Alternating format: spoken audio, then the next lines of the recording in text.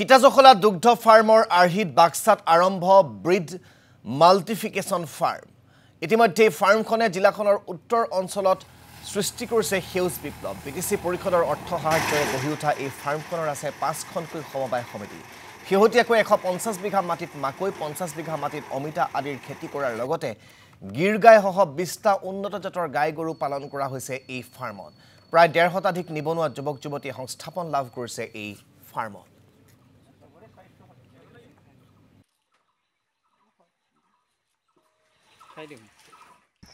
আমি 2 কোটি হয়তো কম দিনৰ ভিতৰত পাবলৈ সক্ষম হ'ম আৰু আমি ইতিমধ্যে বেংকৰ লগতো যোগাযোগ চলি আছে তেখেতসকলৰ তৰফৰ পৰা আমি 1 কোটি হয়তো লোন হিচাপে লোৱাৰ এটা চিন্তা চৰ্চা কৰি আছো ইতিমধ্যে আমাৰ বেংকসমূহ আহিছে আমাৰ লগত আলোচনা বিলোচনা কৰিছে আৰু হয়তো 2 দিনৰ ভিতৰতে আৰু বেংক আহিব এনে ধৰণে 1 কোটি টকা আমি লোন লৈ মুঠ 4 কোটি টকাৰ আমি এই প্ৰজেক্টটো বনাইছো ইতিমধ্যে আধা কাম হৈছে আমি হয়তো খুব প্ৰায় 6 মাহৰ ভিতৰত এতিয়া আমাৰ 20 জনী গাই সোমাইছো প্ৰায় আমি 150-200 গাই তাৰ মানে ইয়াত ফাৰ্মখনত ৰখাৰ ব্যৱস্থা কৰিব পৰা এটা পুৰা ব্যৱস্থাপনা এটা কৰিছো গতিকে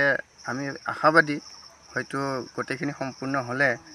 আমি নিজৰ লগতে আমাৰ ৰাইজে এই অঞ্চলৰ ৰাইজে নিশ্চয় উপকৃত গৰু আমাৰ প্ৰায় সৰু ডাঙৰে 20 জনী আছে গতিকে আমি সিহঁতক মানে পোহপালন দিয়াৰ কাৰণে আমি বৰ্তমান মাকৈ খেতি প্ৰায় 150 বিঘা মান কৰিছো তাৰ উপৰি 15-20 বিঘা আমি যেটো গৰুৰ কাৰণে লাগে সৰগম ঘাঁহ হেতু আমি কৰিছো তাৰ উপৰি গৰুক সচৰাচৰ আমাৰ অমিতাৰ প্ৰয়োজন হয় গতিকে আমি অমিতাও কিছু লগাইছো এনেকৈ কিছু আমি খেতি লগাইছো আৰু প্ৰায় 160-70 বিঘা মান মাটিত আমি